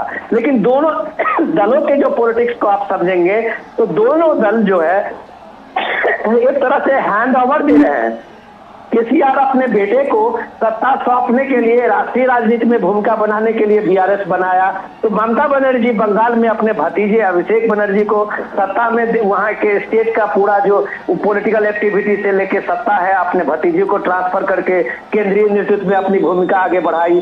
तो ये जो केसीआर की अपनी एक महत्वाकांक्षा है कि अगर वो 10 साल तक केसीआर ने जिस तरह का राज वहां किया है, शासन किया है, अगर उनको लगता है कि यहाँ लोगों के दिल में वो है तो शायद वो बीआरएस नहीं बनाते, शायद वो राष्ट्रीय नेतृत्व की ललक उनको नहीं लगती कि वो पीएम मोदी के टक्कर देने के लिए एकदम दिल्ली का कुछ कर लेते। तो अगर अपने पार्टी अपनी सत्ता को अपनी पार्टी को अपने बेटे में ट्रांसफर कर रहे हैं तो यही बात आज पीएम मोदी करीमनगर के इस रैली में कह रहे थे कि चाहे वो कांग्रेस हो चाहे वो केसीआर की पार्टी बीआरएस हो, इस दोनों ने तेलंगाना के साथ पाप किया है। और ये पाप उनका ये है कि इन्होंने जो डेवलपमेंट है वो डेवलपमेंट के बदले करप्शन में इसको लूट का अड्डा बना दिया है।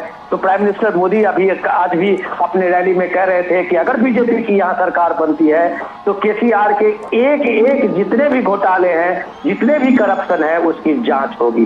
चंद्रशेखर बिल्कुल विनोद जी, आप हमारे साथ बने रहिएगा। हमारे साथ हमारे संवाददाता राजेश राज भी हमारे साथ जुड़ चुके हैं।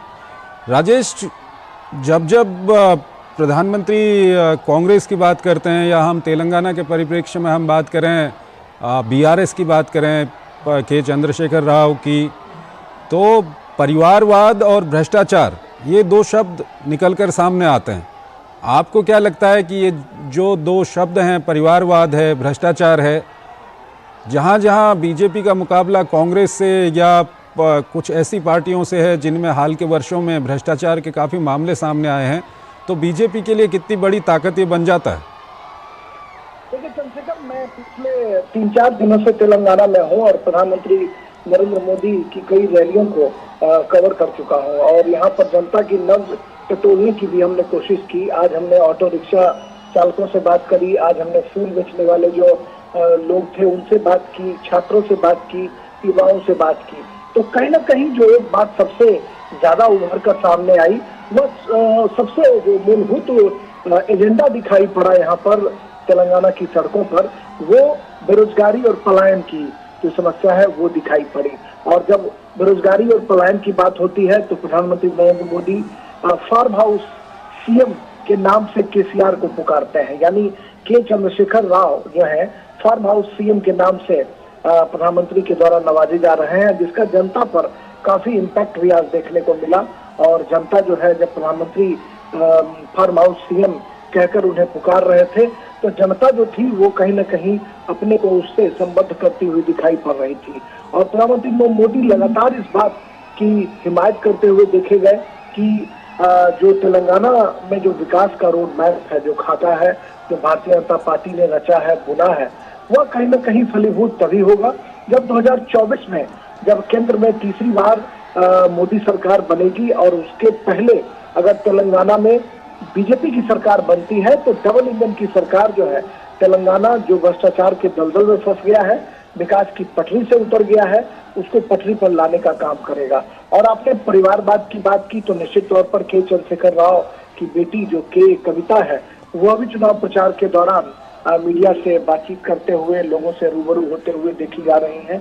और कहीं ना कहीं बेटे बेटियों को हम कह सकते हैं कि सियासत में एक जगह दिलाना जो है वो केसीआर के लिए चुनौती हम कह सकते हैं। और कई राज्यों में आपने देखा है कि जो क्षेत्रीय क्षत्रप है उनकी नैया जब भी डूबी है तो परिवार और भ्रष्टाचार, इन्हीं दोनों वजहों से आपने देखा। बिहार और उत्तर प्रदेश के परिप्रेक्ष्य में, बंगाल के परिप्रेक्ष्य में विनोद जी जिक्र कर रहे थे अभिषेक बैनर्जी की, और यहाँ पर भी चंद्रशेखर राव जो है वो अपने परिवार के लोगों को कहीं न कहीं तवज्जो देते हुए दिखाई पड़ रहे हैं।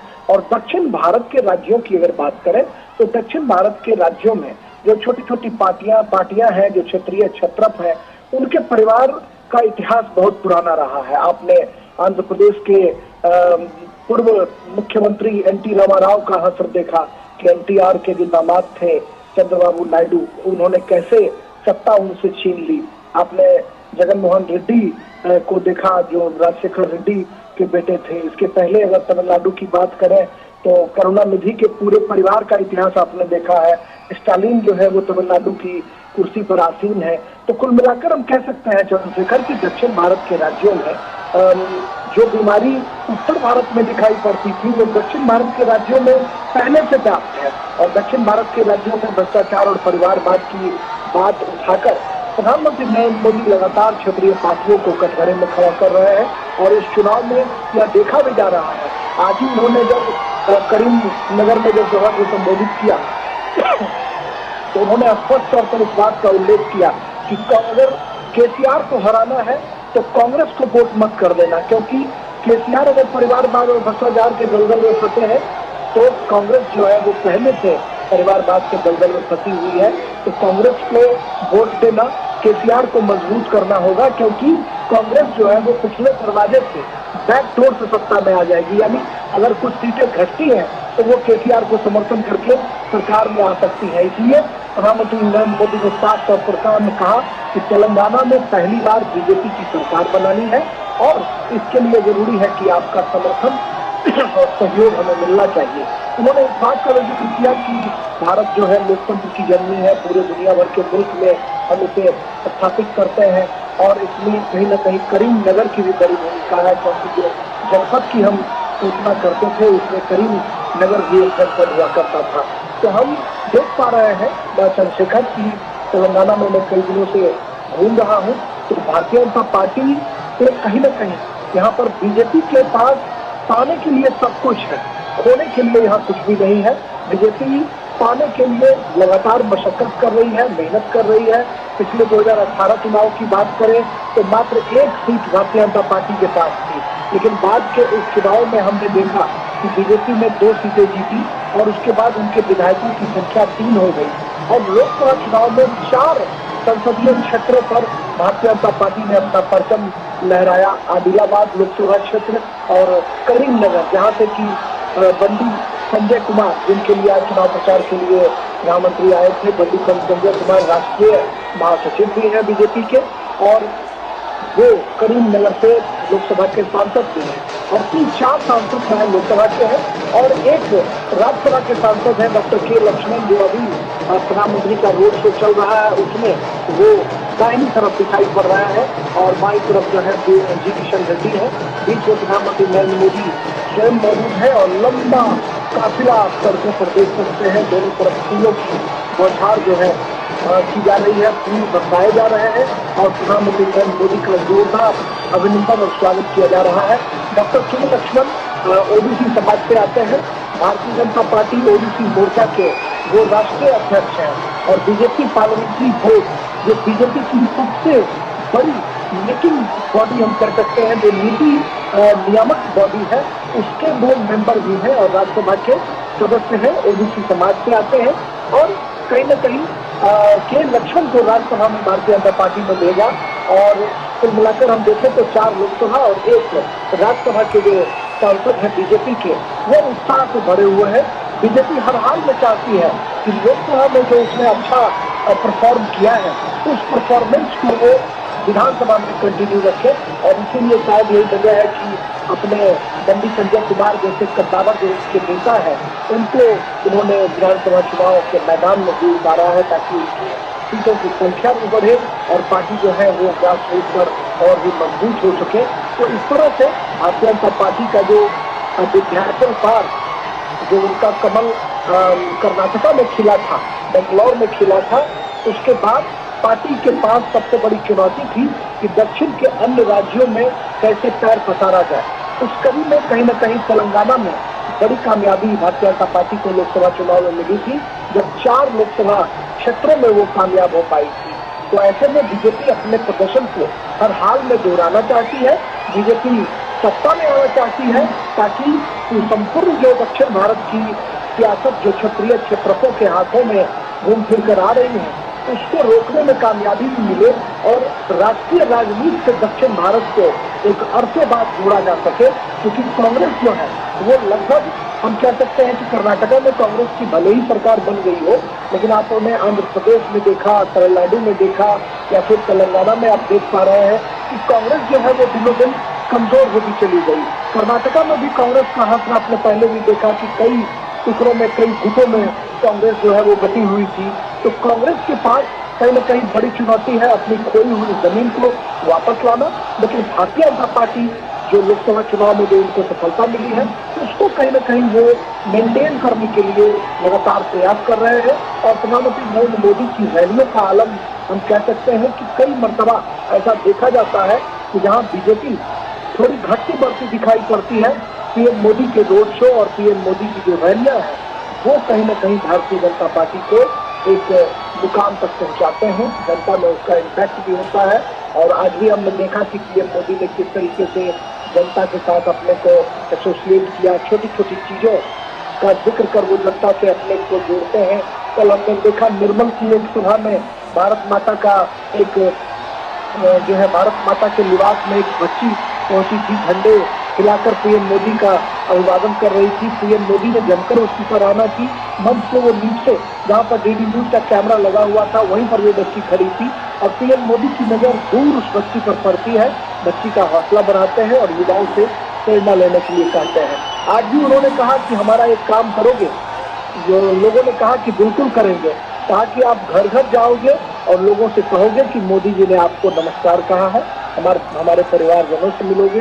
और क्राउड का रिस्पॉन्स जो था चंद्रशेखर, तो क्राउड का रिस्पॉन्स अच्छा खासा देखने को मिल रहा था जब पीएम मोदी अपने लय में होते हैं और वो जब बात करते हैं लोगों के साथ, जनता के साथ सीधा संवाद करते हैं तो उसकी कहीं न कहीं एक वानगी स्पष्ट तौर पर देखने को मिलती है। आप विजुअल्स में देख पा रहे होंगे कि प्रधानमंत्री नरेंद्र मोदी किस तरीके से चारों दिशाओं में जो लोग खड़े हैं उन लोगों को हाथ जोड़कर उनका अभिनंदन कर रहे हैं, उनका अभिवादन स्वीकार कर रहे हैं। और ये देखा जा रहा है कि पीएम मोदी ठीक है। राजेश आप जगह जगह घूम रहे हैं तेलंगाना में, और जिस तरह से आपने कहा कि जो बड़ा मुद्दा लोगों से बातचीत कर निकल के आ रहा है वो बेरोजगारी का मुद्दा निकल के आ रहा है, साथ ही साथ पलायन का मुद्दा वहाँ पर निकल के आ रहा है। तो इस सब के बीच पिछले कुछ सालों में जो वहाँ पर जितने भी रिक्रूटमेंट के लिए जो प्रोसेस चली थी उन प्रोसेसेस में कई तरह के भ्रष्टाचार वहाँ पर सामने आए हैं। ये सब जो भ्रष्टाचार का मामला है वो क्या कहते हैं लोग उस बारे में? देखिए, भ्रष्टाचार की बात अगर करें तो कहीं ना कहीं आज जब मैंने ऑटो वाले लोगों के साथ बातचीत की, उनके साथ सवारी भी की, तो उन्होंने साफ तौर पर कहा कि हमारे दुख दर्द में वो शामिल नहीं हो पाते हैं। 12,000 रुपये आंध्र प्रदेश की सरकार ऑटो रिक्शा चालकों को देती है, लेकिन तेलंगाना सरकार नहीं देती है। तो ऑटो रिक्शा ड्राइवरों की ये मांग की 12,000 रुपये उन्हें मिलने चाहिए। और आप विजुअल्स में देख पा रहे होंगे चंद्रशेखर प्रधानमंत्री नरेंद्र मोदी अपने रोड शो के आखिरी पड़ाव में दिखाई पड़ रहे हैं। उन्होंने वीर सावरकर को यहाँ पर श्रद्धांजलि अर्पित की, उनके जो मूर्ति थी, उनके जो स्मारक थे वहाँ पर उन्होंने श्रद्धा सुमन उन्हें अर्पित किया। और अब तेलंगाना के जो भारतीय जनता पार्टी के जो वरिष्ठ नेतागण हैं उनसे वो मुलाकात कर रहे हैं, उनका अभिवादन। ठीक है राजेश, प्रधानमंत्री का ये रोड शो वहाँ पर समाप्त हो गया है। प्रधानमंत्री हैदराबाद में रोड शो कर रहे थे और भारी संख्या में वहाँ पर लोगों का हुजूम वहाँ पर उमड़ा हुआ था प्रधानमंत्री के स्वागत के लिए। प्रधानमंत्री भी लोगों का हाथ हिलाकर वहाँ पर अभिवादन स्वीकार कर रहे थे। और तेलंगाना में अब मतदान की तारीख बिल्कुल नज़दीक है। उससे पहले प्रधानमंत्री का आज वहाँ पर अभी हैदराबाद में रोड शो हम आपको सीधे दृश्य वहाँ से दिखा रहे थे। इससे पहले प्रधानमंत्री ने आज महबूबाबाद और करीमनगर में भी जनसभाओं को वहाँ पर संबोधित किया है। प्रधानमंत्री ने केसीआर के भ्रष्टाचार और कांग्रेस के परिवारवाद का मुद्दा मुख्य रूप से वहाँ पर उठाया है। और प्रधानमंत्री ने वहाँ पर कहा है कि अगर विकसित विकास और सामाजिक न्याय के लिए वोट देना है तो सिर्फ भाजपा ही उस पर खरी उतरती है, ये प्रधानमंत्री की ओर से कहा गया। प्रधानमंत्री ने पूर्व प्रधानमंत्री नरसिम्हा राव को भी याद किया और उनको लेकर भी कांग्रेस पर उन्होंने कटाक्ष किए। और केसीआर पर लगातार प्रधानमंत्री वहाँ पर कटाक्ष करते रहे। उन्होंने कहा कि अंधविश्वासी और फार्म हाउस मुख्यमंत्री उनको बताया।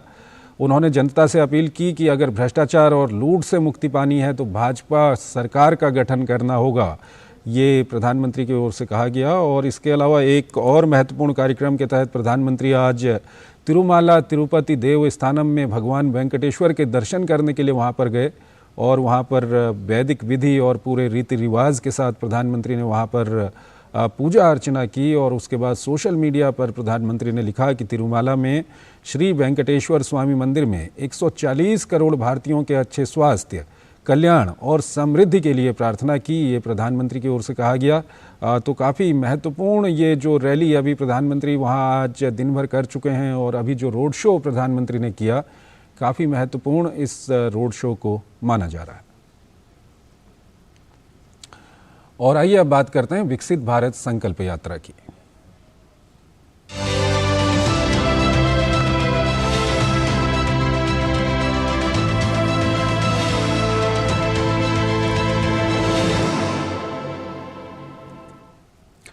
प्रधानमंत्री ने 15 नवंबर को झारखंड के खूंटी से पूरे देश में केंद्र सरकार की योजनाओं का लाभ पहुंचाने के लिए विकसित भारत संकल्प यात्रा शुरू की थी। विकसित भारत संकल्प यात्रा के तहत ऑन स्पॉट सेवाओं के एक भाग के रूप में ग्राम पंचायतों में IEEC वैन के रुकने के स्थानों पर स्वास्थ्य शिविरों का आयोजन किया जा रहा है। 26 नवंबर 2023 तक 995 ग्राम पंचायतों में 5,470 स्वास्थ्य शिविर आयोजित किए जा चुके हैं, जिनमें 7,82,000 से अधिक लोगों की उपस्थिति दर्ज की गई। इन शिविरों में 9,35,970 आयुष्मान कार्ड बनाए गए और 1,07,000 से अधिक लोगों को आयुष्मान कार्ड वितरित किए गए। 1,95,000 से अधिक लोगों की टीबी की जांच की गई और 19,500 से अधिक लोगों को उच्च सार्वजनिक स्वास्थ्य सुविधाओं के लिए भेजा गया। 54,750 से अधिक लोगों की सिकल सेल डिजीज की जांच की गई और 2,930 उच्च सार्वजनिक स्वास्थ्य सुविधाओं के लिए भेजा गया। उच्च रक्तचाप और मधुमेह के लिए लगभग 5,51,000 लोगों की जांच की गई और 48,500 से अधिक लोगों को उच्च सार्वजनिक स्वास्थ्य सुविधाओं के लिए रेफर किया गया। यूपी के मऊ जिले में विकसित भारत संकल्प यात्रा का शुभारंभ किया गया। सरकार द्वारा संचालित प्रमुख योजनाओं का लाभ पात्रों तक पहुंचाने और उसके प्रति लोगों को जागरूक करने के उद्देश्य से प्रचार वाहन को मुख्य विकास अधिकारी प्रशांत नागर ने हरी झंडी दिखाकर रवाना किया। गौरतलब है कि जनपद में कुल 9 विकासखंड हैं। इसमें प्रथम चरण में 5 विकासखंड और दूसरे चरण में 4 विकासखंड में विभिन्न जागरूकता कार्यक्रम चलाए जाएंगे। विकासखंड परदहा के ग्राम कासिमपुर एवं बैजापुर और कई अन्य स्थानों पर भी कार्यक्रमों का आयोजन कर प्रचार वाहन द्वारा लोगों को योजनाओं की जानकारी दी गई। इस अवसर पर बाल विकास एवं पुष्टाहार विभाग के लाभार्थियों द्वारा सरकार द्वारा चलाई जा रही योजनाओं की सराहना की गई। तो इस बुलेटिन में फिलहाल इतना ही। आप बने रहिए डीडी न्यूज़ के साथ। नमस्कार।